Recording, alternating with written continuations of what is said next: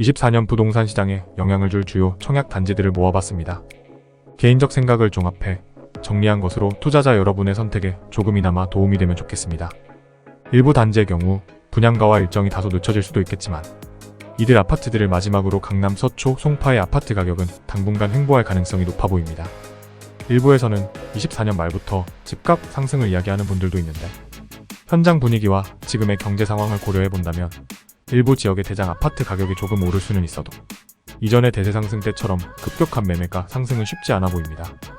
올해부터 매매를 계획하는 분들이라면 시장 분위기와 금리 상황, 경제 전망 등 여러가지 환경을 고려해 적절한 매매 시기를 정해야 할 듯합니다. 마지막으로 한남동과 청담동, 압구정 등의 40억 이상 하는 초고가 아파트들의 가격 상승을 시장 전체 분위기로 말하는 분들도 있는데 이는 특수한 거래이자 소위 상위 0.1%의 자산 관리일 뿐 일반적인 서울 및 수도권 아파트 시장과 차별화됐다는 사실입니다. 부동산 시장의 양극화가 만들어낸 모습이 아닐까 하는데요. 이들 시장은 그들만의 리그로 따로 정리를 해야지 서울 아파트 전체 가격에 함께 정리하는 것도 좀 이상한 통계가 아닌가 싶은 게 개인적 생각입니다. 그러면 24년 우리가 주목해야 할 주요 단지를 살펴보도록 하겠습니다. 반포동 레미안 트리니원. 첫 번째로 살펴볼 아파트는 24년 분양 예정인 반포동 레미안 트리니원입니다. 서초구 반포동에 위치하며 17개 동 최고 35층 규모로 2091세대가 공급될 예정인 곳입니다. 입주 예정은 2026년 7월인데요. 비슷하게 재건축이 진행 중인 반포 DH 클래스트보다 빠르게 분양 예정인데 입지나 교통, 편의시설 등을 비교해볼 때 평당 6천만원 선의 분양가에도 인기가 매우 높을 것으로 예상되는 단지입니다. 일반 분양은 총 537세대가 예정되어 있는데 현재 주변 시세를 볼 때 청약에 성공한다면 최소 6억 이상의 시세 차익이 보장되는 곳이기도 합니다. 5,000세대 규모의 DH 클래스트를 기대하는 분들도 많은데 이곳 분양은 25년 이후로 예상되는 상황이라 다음에 좀 더 자세한 내용을 정리해보도록 하겠습니다. 방배동 DH 방배. 서초구 방배 5구역을 재개발하는 곳으로 총 3,065세대 29개 동 최고 33층으로 재건축되는 DH 방배입니다. 일반 분양이 1,686세대로 예정되어 있어 청약을 통해 강남 진입을 노리는 분들에게 관심이 뜨거운 곳이기도 합니다.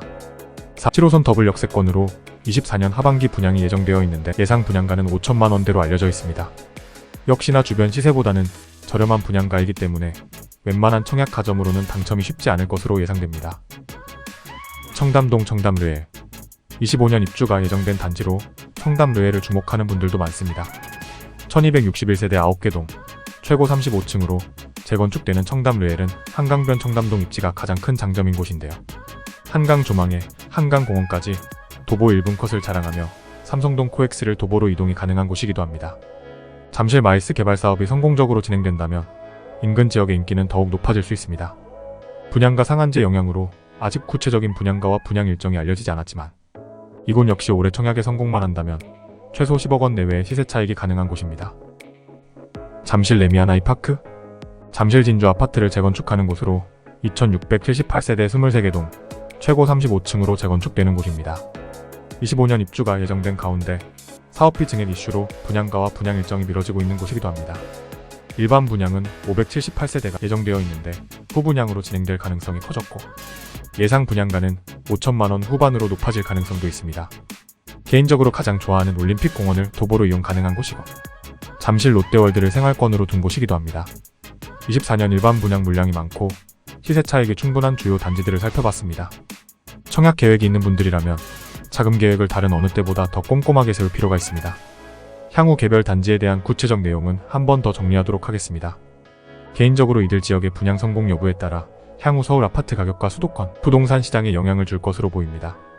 금리 인하 규모와 가계부채 관리 상황도 꾸준하게 눈여겨볼 필요가 있습니다. 경제 성장이 당분간 정체될 가능성이 있고 개인 소득이 갈수록 양극화되는 상황에서 부동산 시장의 꾸준한 성장도 한계가 있을 수밖에 없습니다. 인플레이션 영향으로 건축비와 분양가 상승이 어쩔 수 없는 상황에서 아파트 가격이 과연 어느 정도 수준에서 정체와 상승을 반복할지 더욱 관심이 필요한 시기가 아닐까요?